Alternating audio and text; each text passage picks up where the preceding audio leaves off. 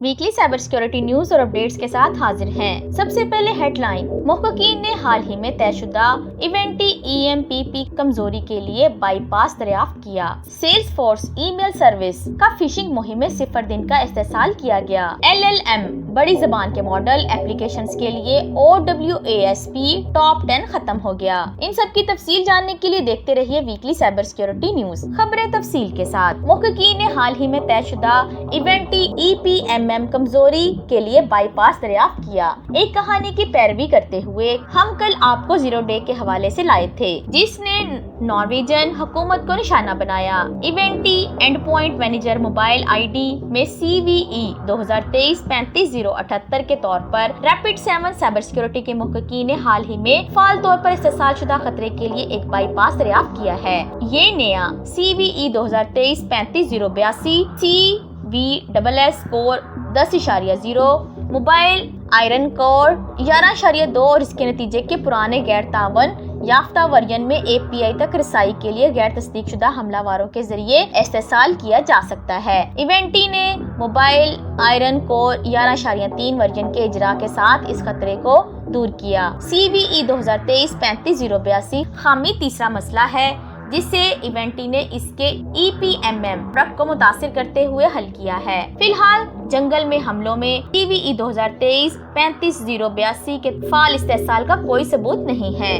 Sales force ای میل service کا fishing مہم میں 0 دن کا استحصال کیا گیا۔ ویب براؤزنگ سیکیورٹی کمپنی گارڈیف کے مطابق دھمکیوں میں زدہ کاروں نے سیلز فورس کے 0 دن کے خطرے کا استحصال کیا ہے اور ایک جدید ترین فشنگ مہم میں میٹا کی خصوصیات کا غلط استعمال کیا ہے۔ جائز نظر آنے والی ای میلز میں متاثرین کا اصل نام استعمال کیا گیا ہے۔ ایسا لگتا ہے کہ میٹا پلیٹ فارم سے آیا ہے اور انہیں salesforce.com ایڈریس سے بھیجا گیا ہے۔ ای میل میں شامل ایک بٹن صارفین کو ایک جائز فیس بک ڈومین apps.facebook.com پر لے گیا، جہاں انہیں فیس بک کی سروس کی شرائط کے خلاف ورزی کے بارے میں مطلع کیا گیا۔ جب صارفین نے اپنے مسئلے کو حل کرنے کے لیے ایک بٹن پر کلک کیا تو اسے فشنگ صفحہ پر لے جایا گیا، جس میں انہوں نے اپنی معلومات فراہم کرنے کی ہدایت کی گئی تھی۔ گارڈیف کے تجزیے سے انکشاف ہوا کہ حملہ واروں نے سیلز فورس CRM میں ای میل گیٹ وے کے جزو کو نشانہ بنایا تھا، خاص طور پر ایک ای میل ٹو کیس خصوصیت جو کہ سیلز فورس میں کسٹمر کی آن باؤنڈ ای میل کو قابل عمل ٹکٹوں میں تبدیل کرنے کے لیے ڈیزائن کی گئی تھی۔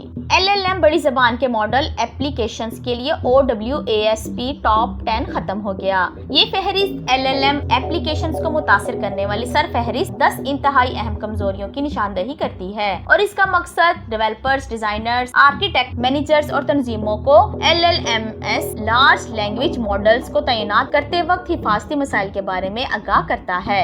ٹاپ 10 تقریباً 500 سیکیورٹی ماہرین، AI محققین، ڈیولپرز، صنعت کے رہنماؤں اور ماہرین تعلیم کے کام کا نتیجہ ہے۔ اس فہرست میں سر فہرست 3 پرومپٹ انجیکشن ہے، چلاک ان پٹ کا استعمال جو LLM کی طرف سے غیر ارادی کارروائیوں کا سبب بنتا ہے، غیر محفوظ آؤٹ پٹ ہینڈلنگ جس میں LLM آؤٹ پٹ کو بغیر جانچ پڑتال کے قبول کیا جاتا ہے، بیک اینڈ سسٹم کو بے نقاب کرنا اور ٹریننگ ڈیٹا پوائزننگ جو اس وقت ہوتی ہے جب LLM کی تربیت ہوتی ہے، ڈیٹا کے ساتھ چھیڑ چھاڑ کی جاتی ہے۔ مکمل فہرست OWASP پر دستیاب ہے اور اس ایپیسوڈ کے دکھائے گئے نوٹوں میں ایک لنک دستیاب ہے۔